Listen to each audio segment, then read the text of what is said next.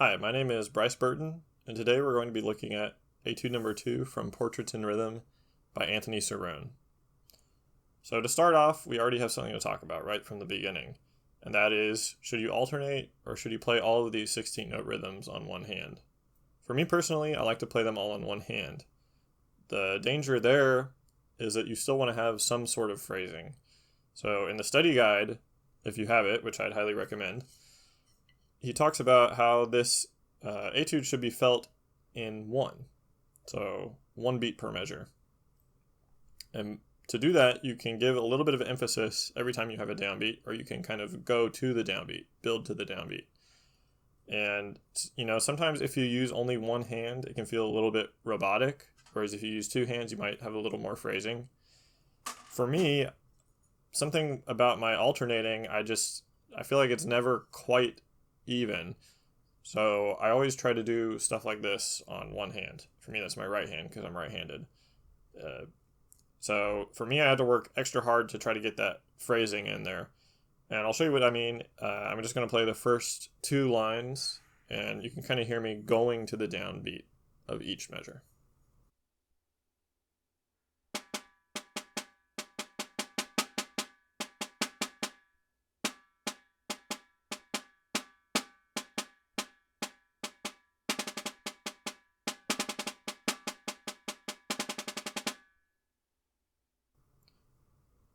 So it's up to you how you want to stick that, but you need to have some sort of phrasing throughout this whole piece. The next spot is line 3. I would do all of these offbeat pianissimo notes with the non-dominant hand. So for me, that's my left. And all the forte piano notes with the right. Now, there's a bit of a controversial spot in line 4, measure 4. In the study guide, he says that these should not be doubled, these 30-second notes. Me personally, I disagree. I think it's much easier to do by doubling. So again, that's kind of a personal decision there, but I'll show you what I mean. I'm just going to play line 4 under tempo to show you those doubles. 1, 2, 3.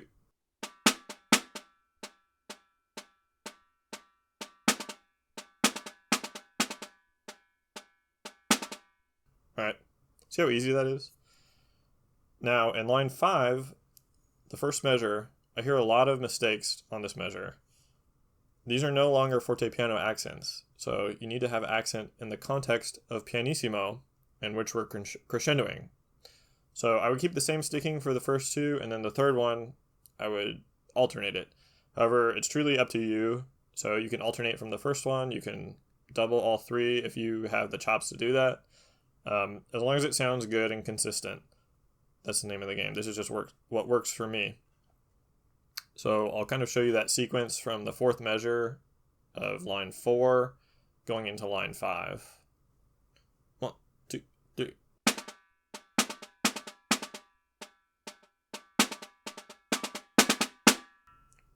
See? And I'll just play that for you up to tempo now.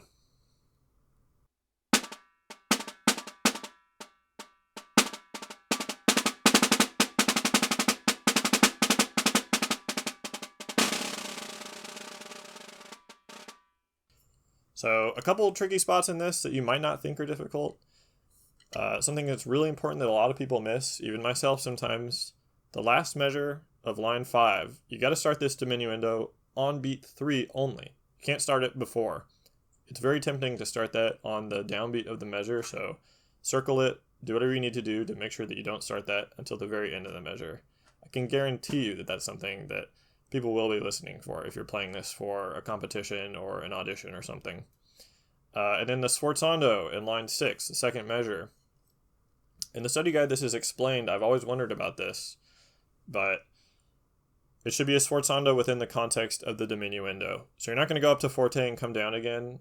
You're just going to give it a little bit of an emphasis, like I did when I just played that example. Moving on from there, these rolls should be 5-stroke rolls. Pretty simple. Line 7, these staccato rolls, I'll show you how to do those. Those are just 2 buzzes with each stick to try to kind of give the impression of a roll. It's like a separated roll. Some people might do 3 I definitely wouldn't do 1. I think 1 is not enough meat to the sound. I'll just show you from line 7 what I'm talking about there, under tempo. 1, 2, 3.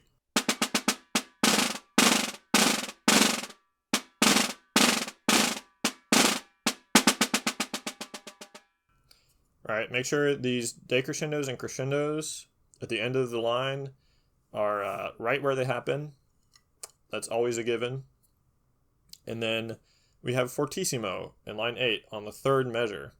So your fortissimo needs to be louder than the forte. And, on the flip side, your pianissimo needs to be softer than the piano. I know it's repetitive, but you wouldn't believe the amount of times that students will play these exercises and their forte will sound like a fortissimo, their piano will sound like pianissimo. You need to make a difference in these dynamics that's really going to set you apart however you play these. All right, moving on. In the 3rd measure in line 8 is where we start to see these drags. These drags should be nice and tight. If you try to do them open, you're not going to be able to play it fast enough. So tight in the same space as a flam. If you want, you can practice it with a flam instead. I'd also recommend practicing it just with no drags, just playing the rhythm. So from the 3rd measure of line 8, you could do something like this. 1, 2, 3.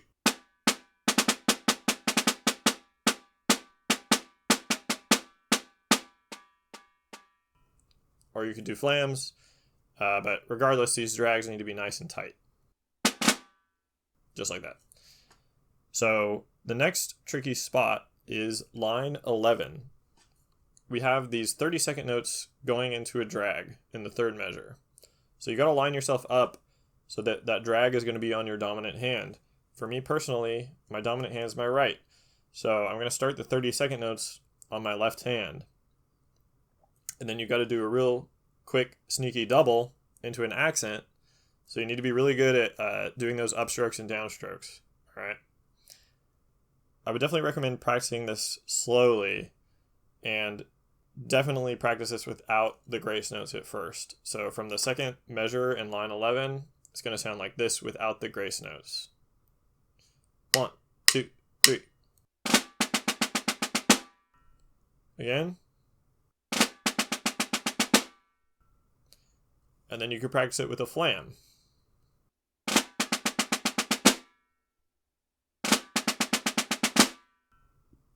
And then finally, you can add the drag.